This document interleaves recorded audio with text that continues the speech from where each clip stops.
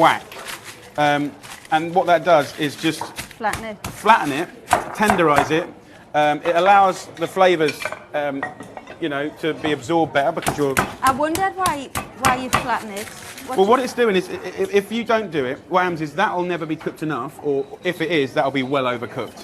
So we're essentially just balancing it out. Okay. And then also there's things like fun and texture. So you don't have to do this. This is a total optional extra. But if you want to make it look lovely, you can create you can just score it. And what that means is you just get little crispy bits. You don't have to do this, but it's just part of the fun of being creative with food. And of course, then you can put herbs on it. All I'm going to cook this is just rosemary, right. 1 clove of garlic, salt and pepper. I'll put a little olive oil in a pan, like this. We can go in with 1 sprig of rosemary. This grows everywhere, man. You can't get put in jail for pruning. Seriously, wherever you live in the country, go pick some rosemary, man. So we're going to get rosemary. We're going to go salt and pepper with our chicken. I'll do 1 scored and 1 not scored, just so you can sort of see the difference. Right.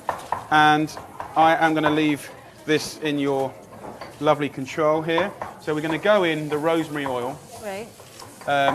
Obviously, by losing the skin, the skin's really delicious. You can cook it with the skin on, but by losing it, you've lost 50% of the fat as well. It's a nice lean meat. So I'm going to get rid of that, clean knife, clean my hands. So guys, we're going to bring this dish together. Cheryl earlier was talking about food groups. And I think this is, a lot of people say to me, parents, like, what does good look like? You know, what is good? Good looks like colourful. Colour is like your biggest sign. Exactly. I've been studying nutrition for the last couple of years, and literally every single thing I learn about, every science study, looking at diseases, this, that, like when Mum said eat your veg, it all goes she back. was right, it's all back to veg. So look, we've got some asparagus here, some sprouting broccoli, but you could use anything like bog standard cabbage, carrots, it doesn't matter. What we're going to do is just talk about cooking veg. When I was little, we were quite famous in Britain for overcooking veg, so you don't have to overcook them. Fast boiled water, bit of salt in there, and we're going to boil these just nicely, but not overcooked. Then I want to dress them in pesto. So Cheryl's going to teach you how to make a pesto, and she has just got a pestle and mortar in her home. Just so you know, this is the ultimate kitchen gadget. No really plugs. Is. This is like biblical style-y. People have been using this for thousands of years. So what I want you to do is pound up half a clove of garlic and a pinch of salt. That's it? Yeah, pound that up. So we just give it like, you're muddling now, go to a sort of smashing action. Like this? So what you've got in a pestle and mortar is you've got pounding and then muddling, okay? Right. So we're going to go in, why are you laughing? I'm the worst. Okay. Well, it's all just stuck to the thing. That's fine. Then we go in with pine nuts. Now some people toast pine nuts. I love them. But actually... What am I doing, the same action? Yep, pound it up, same action, Tiger. Some people toast the nuts, but actually the original recipe, they want the creaminess of the nuts, not the toastiness. So we're going to pound that up. Then we're going to go in with some basil. And this is going to be delicious. So I want to show Cheryl just how quick and delicious this can be. So she's pounded this up, and now she's going to get a little bit more aggressive and smash the living daylights out of this basil. Okay. Now, smell good, right? It smells amazing. So let's just go back. A little bit of garlic, salt, crush, pine nuts. You could use any nuts.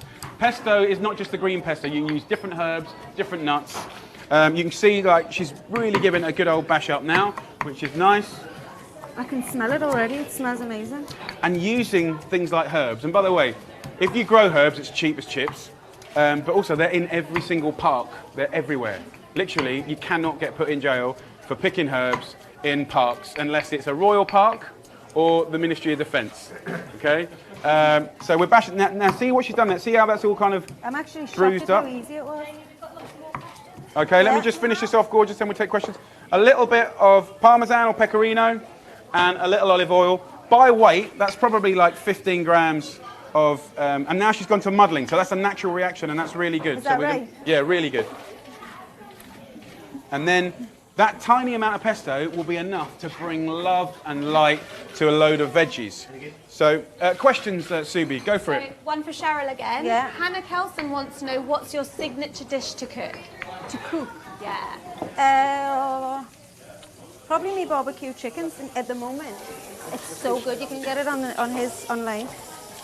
I love it. What else am I good at? Spaghetti bolognese, penne. People love spaghetti bolognese. Yeah, I don't love they? that. It's, and I it's love nice. a good roast. I make good roast potatoes. Yeah? Yeah, I love it. I really love it. Can I just show you this chicken, by the way? Guys, so when you're frying like this, you can see the heat coming up, and we're just simply cooking this. Just rosemary, salt and pepper, nothing else. Now, on this one here, I did nothing.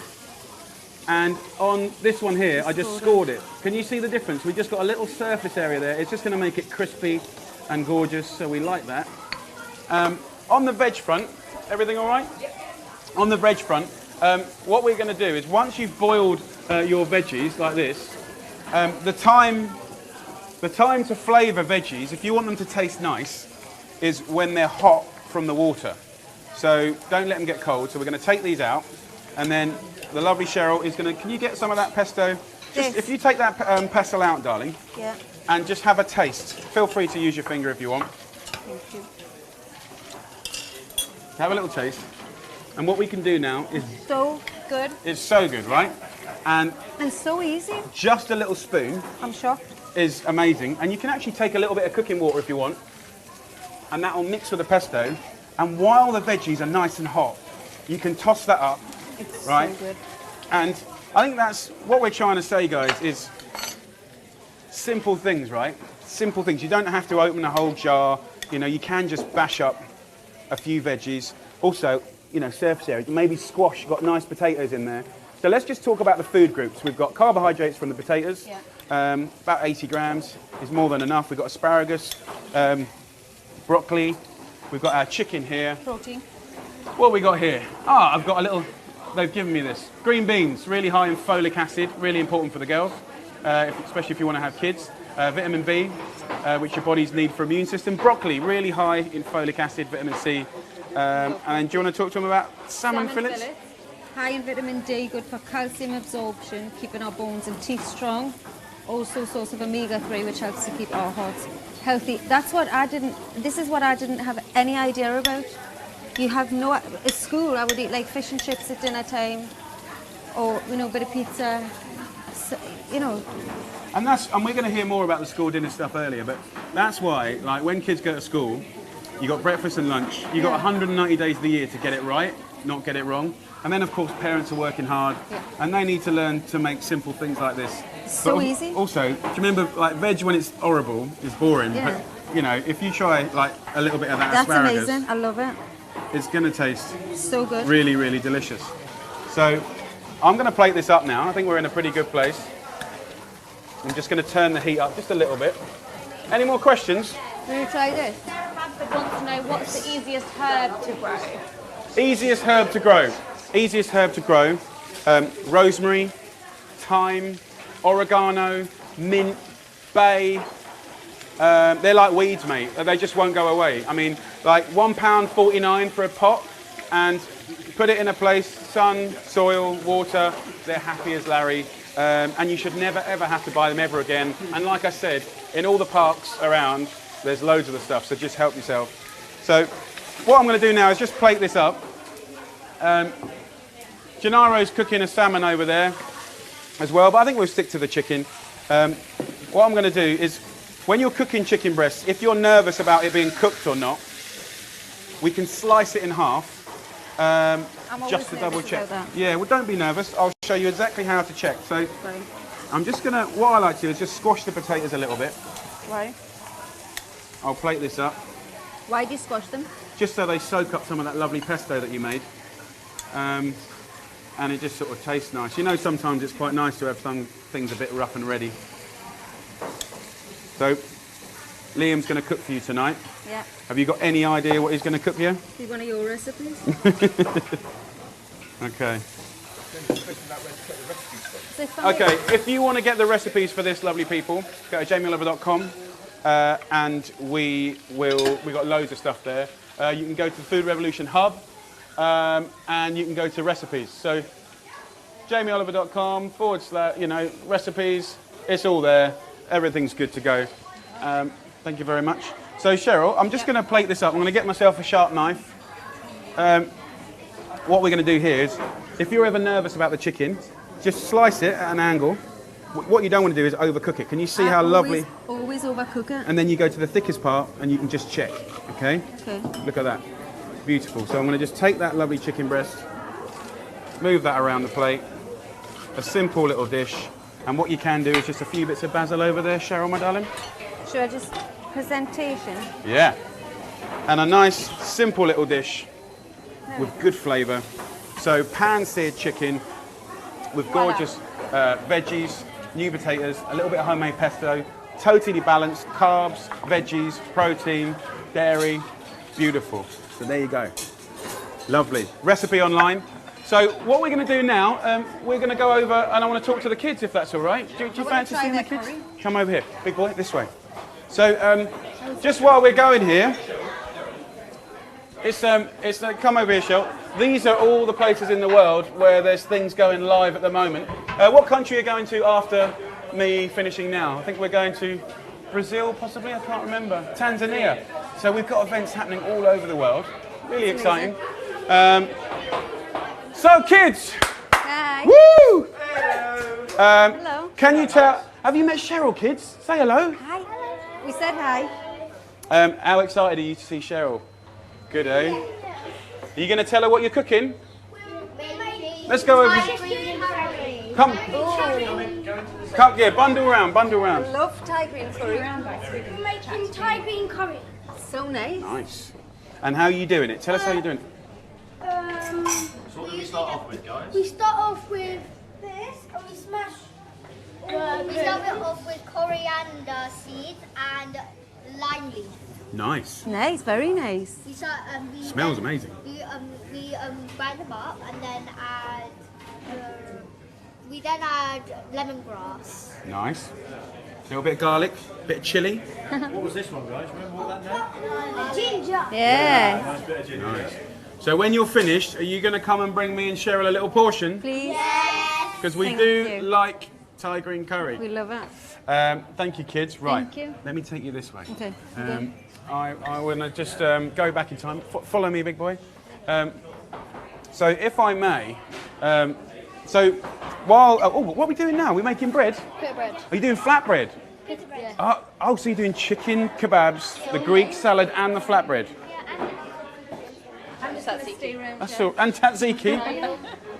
You know what I'm talking about? Okay, so while the kids are doing that, I've got some frame grabs. I thought I'd just take you back in time. So this is, for me, this is about like how important it is to teach kids at school. So this is 11 years ago, where kids couldn't identify vegetables, basic stuff like leeks, onions, stuff like that. This is Laura from Eden Community Primary School in Durham, right? And she wasn't very happy at all.